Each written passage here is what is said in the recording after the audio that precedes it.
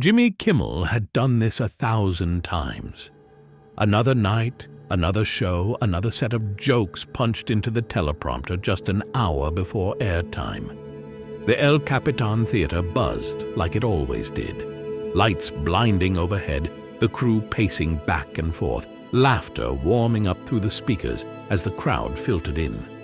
Outside Hollywood Boulevard was chaos as usual, but inside it was a machine. And tonight, that machine had one thing on its radar: Barron Trump. The monologue was sharp, full of current events, celebrity gossip, and the usual political pokes. But there was one line Jimmy couldn't wait to drop. One line aimed right at the youngest Trump, tall, reserved, rarely heard, but impossible to ignore. Ever since Barron had started making public appearances on his own, college tours, tech conferences, even a guest column in a conservative youth magazine, he'd become low-key interesting. Kimmel, with his signature smirk, looked up at the crowd and tossed it casually. So apparently Barron Trump's giving speeches now. Look out, Harvard, he might show up and bore the ivy right off your walls. Laughter, sort of. It was more polite than explosive. A few chuckles, a couple of winces, the kind of reaction that makes a producer shift in their seat. Kimmel pushed on, trying to recover. No, seriously. He's out here doing leadership summits, which is wild because last I checked, he was 12 and allergic to the spotlight. But I guess when your dad's banned from Twitter, someone's got to carry the family Wi-Fi password. The audience gave him the laugh he needed, but even Jimmy noticed there was a different air tonight. Not tension exactly, but something else. Something like expectation. They weren't just here to laugh. They were waiting to see how Barron would handle it. Because for the first time ever, Barron Trump wasn't just a punchline. He was about to walk on stage. When the stage manager gave the cue, the band shifted, the lights dimmed slightly, and Kimmel leaned into the transition. My next guest is a name you know, but a voice you probably haven't heard until now. He's here tonight to talk about his new youth entrepreneurship initiative and, who knows, maybe set the record straight. Please welcome Barron Trump. It was surreal. The applause was curious, not wild. Some clapped just because they were told to. Others leaned forward, genuinely wondering what this moment would bring. And then Barron walked out. Taller than expected, straighter than expected, calm. He wore a simple navy suit, no flash. His expression was neutral, serious, but not grim. He smiled briefly at the crowd, shook Kimmel's hand, and took a seat. It was his first time on late-night TV. No entourage, no teleprompter, just him. Jimmy launched in quickly. He knew how this worked. You set the tone early, stay ahead of the guest, keep them on the ropes just enough to get a laugh. So Barron, I gotta admit, it's weird having you here. I mean, you're like the Banksy of the White House, always seen, never heard. More laughter. Barron smiled politely. Well, I figured it was time to speak for myself, better than letting everyone else do it for me. That line landed. Not a joke, not a burn. But it hit. Kimmel adjusted in his chair, slightly thrown. He tried again. You've been making some waves lately. Speeches, articles. Is this a new career move or just a phase before the inevitable NFT collection? Barron chuckled, not defensively, just easily. Actually, I'm working on a startup fund for underserved high school students who want to build something real. But I guess a limited edition meme coin might help with the seed round. Now the audience laughed for real, not because it was sharp, but because it was clever, self-aware. Kimmel raised his eyebrows. This wasn't going to be the kind of interview he was used to. It was 10 minutes in when Jimmy tried to go for the big one, the kind of jab that makes headlines. So let me get this straight. Barron Trump, future tech mogul, defender of the digital realm. Are you here tonight to prove you're not just the tall guy in the background of every Christmas photo? He said it with a grin. But the laugh came slower this time. Barron looked at him. Not with irritation, not with smugness, just stillness, the kind that makes a room go quiet. "You know, Jimmy," he said slowly, "it's funny. For years people have talked at me, about me, never really to me. I come out here tonight thinking we might change that. But if you'd rather stick to recycled punchlines, I can go back to being a mystery." No one laughed. Not because it was harsh, but because it was true. Kimmel blinked. He chuckled lightly, trying to wave off the hit, but something had shifted, and Barron didn't stop there. "I don't need to prove anything to Twitter or to TMZ. I'm not here for damage control or some family PR tour.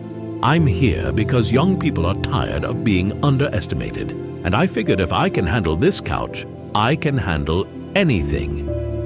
The audience started clapping. Not cued, not polite, just spontaneous. For the first time, Jimmy leaned back. And for the first time, Barron leaned in. The next few minutes didn't feel like late-night TV. They felt like something else, like a quiet storm passing through. Barron was measured, not defensive, not angry, just intentional. Each sentence felt like it had been sharpened before it ever left his mouth. He talked about growing up in silence, what it meant to be visible, but voiceless, what it meant to be judged by association rather than action. "I didn't choose my last name," he said, "but I do choose what I do with it. And I'd rather build something useful than just inherit a platform and waste it." The audience wasn't laughing anymore.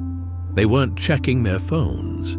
They were watching him like they'd watch someone walk a tightrope with perfect balance. Jimmy tried to interject, to regain some rhythm. "Hey, listen! I was just messing around earlier. It's all in fun, you know?" Barron nodded. "I know, Jimmy. But sometimes fun is just the cover we use to say what we really think. Boom!" The room didn't explode. It pulsed. That's what it felt like. Like someone had just adjusted the frequency of the show, and now everyone could hear clearly. Barron leaned back slightly, calm.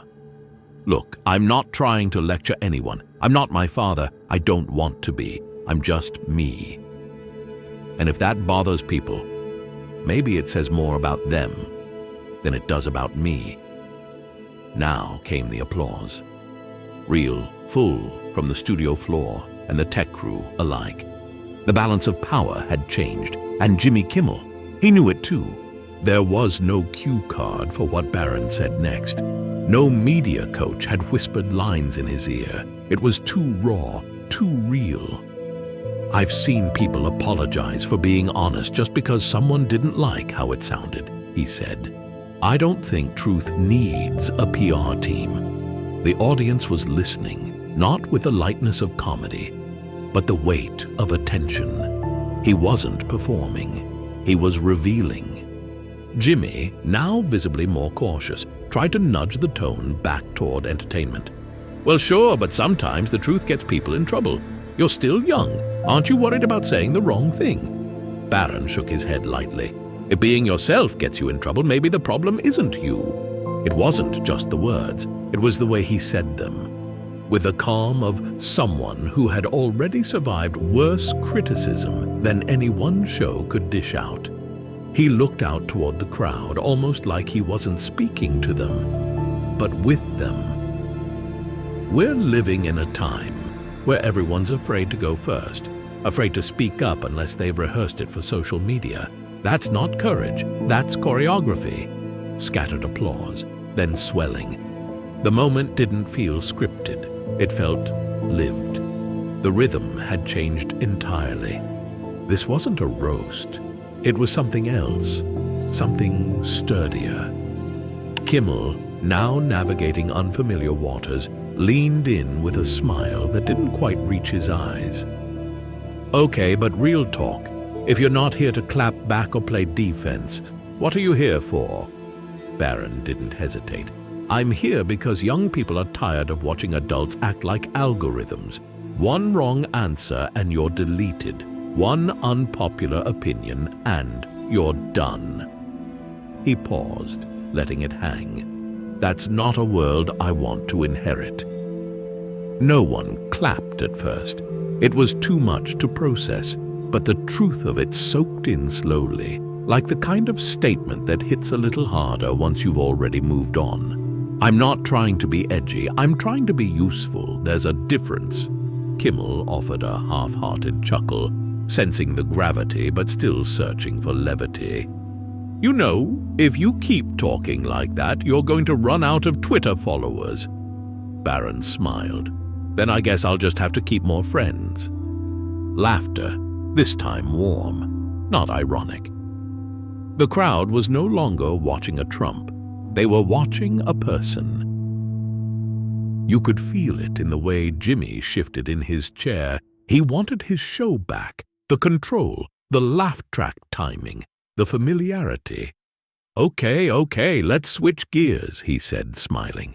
Let's talk apps. TikTok or Instagram? Which one's the bigger waste of time? A safe question. Something light, something non-political. Barron didn't dodge it, but he didn't let it off easy either. I think both can be amazing tools, but they can also be traps. Depends on what you're building and what you're escaping from. Now Jimmy blinked. That wasn't the joke he was fishing for. Barron went on. When I post something, I ask myself one question. Is this adding to the noise or the message? Most of us don't realize we're spending our lives reacting to each other's highlight reels. We end up mistaking distraction for connection. Even the studio lights seemed softer for a second. The audience was caught somewhere between admiration and disbelief. Jimmy tried to pivot again. So you're saying we should all just go back to flip phones? Barron laughed. Not at all. I'm just saying maybe we should learn to scroll past the nonsense and start building something worth double tapping. It landed. The crowd clapped. Kimmel gave up trying to steer. He knew who owned the moment now. Barron looked down for a second, thumb rubbing the edge of the armrest. Not nervous, just thoughtful. I said something once at a school event, nothing wild, just an opinion. And within hours, people online turned it into a headline I didn't write, a cause I didn't choose, and a fight I wasn't trying to start. The crowd quieted again. Barron's voice was steady. It taught me something. The internet doesn't hear tone, it doesn't see your face. It sees keywords and decides who you are before you finish the sentence. He looked up. They said I was too quiet. Maybe they were just too loud. That line hit hard. A few people clapped before anyone else did. Then the whole room followed. Kimmel was quiet. No punchline, no sarcasm. Barron added softly, I'm not here to be liked. I'm here to be understood. And that starts by not shouting over each other just to be heard. That moment lingered. It didn't go viral because it was outrageous. It went viral because it was true.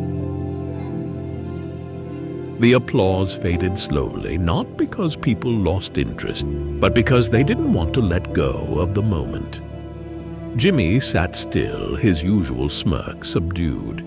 He tried again to lighten things. Well, you've clearly got a future in public speaking. Ever thought of stand-up? Barron gave a gentle smile. No mic drop here, Jimmy. I'm not here to perform, just here to speak. He adjusted in his seat, not dramatically. Just a simple shift that somehow felt like settling into conviction. I've seen what happens when people treat platforms like stages instead of bridges. It becomes all spotlight, no substance. I'd rather say one real thing than perform 100 empty ones. There was a murmur from the crew behind the cameras. One of those, did he just say that kind of murmurs. Look, Barron continued, I get that my name comes with a story people think they already know. But I'm not that story. I'm the part they skipped, the part still being written. Now the clapping wasn't just from the audience, it came from the wings, from the people working the boom mics, the interns huddled by the curtain. Even Kimmel nodded sincerely. "I don't want a headline," Barron said. "I want a conversation, and maybe that's harder, but it lasts longer." The applause returned, not louder but deeper. It felt earned. By the time the segment ended, the studio felt like a different place. Not just because Barron had spoken well, but because he had said something real in a space designed for sound bites. The crew backstage watched the monitors like they were watching a game-winning play unfold in slow motion. The assistant director turned to one of the camera ops and whispered, "We've never seen anything like this." Online, it took less than 15 minutes for the clips to start popping up. TikTok, YouTube Shorts, Instagram Reels. That line, "They said I was too quiet, maybe they were just too loud," was already trending. In Bakersfield, a high school teacher played the clip in a media literacy class. In Tampa, a local radio host replayed it 3 times during his morning show. In small towns and big cities, the moment was spreading not just as content, but as clarity. People weren't agreeing or disagreeing. They were absorbing. Jimmy, now visibly more at ease, leaned over and tapped the desk. "Well, Barron Trump, I'll be honest, I didn't expect that." Barron smiled. "Most people don't. Not arrogance, just awareness.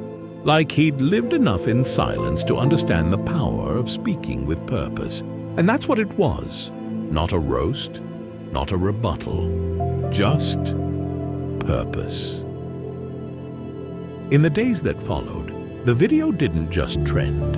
It traveled, it resonated. Late-night producers studied it frame by frame. Media outlets tried to spin it. Some said Barron was carefully coached. Others speculated it was a long PR game. But the public didn't care. They weren't responding to strategy. They were responding to substance.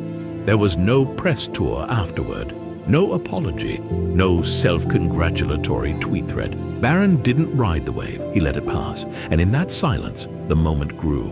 People started sharing the interview, not because it was explosive, but because it was grounded, calm, mature. In an age of viral tantrums and microphone meltdowns, Barron had done something radical. He'd spoken with composure, and it left a mark. A pastor in Tennessee quoted him during a sermon on humility. A college debate coach used the segment in class as a case study in dignity under pressure. Even a retired Marine posted the video with a simple caption, "That's how you hold your ground." 1 week later, Kimmel briefly mentioned the interview during his monologue. Light-hearted, respectful. "Turns out Barron Trump doesn't need to talk much to make a point. He just needs 1 couch and 5 minutes." The audience laughed. But this time it was different. Less snark, more nods. And that was the shift. Barron hadn't flipped the narrative with fire. He'd done it with stillness. He didn't dunk. He didn't dominate. He didn't walk out with a mic drop or a viral insult. He sat still. He spoke clearly. He owned his voice. The world noticed. And that's the thing no PR team can manufacture. Not applause, but presence. And long after the jokes fade and the clips stop trending, people will still remember one thing. He didn't try to win the room. He tried to say something real. And in a world full of noise, that still matters. If this story struck a chord, if it made you pause, think, or just feel something real, don't let it end here. Share it. Not because it's trending, not because it's about a Trump, but because in a time when everyone is performing, someone finally showed what it looks like to just speak from the heart. We need more moments like this, more calm in the chaos, more presence over performance. So if you believe that real still matters, click that like button, leave a comment, start a conversation, and subscribe to the channel. Because we're not just telling stories, we're reminding people what dignity, courage, and character look like, one moment at a time.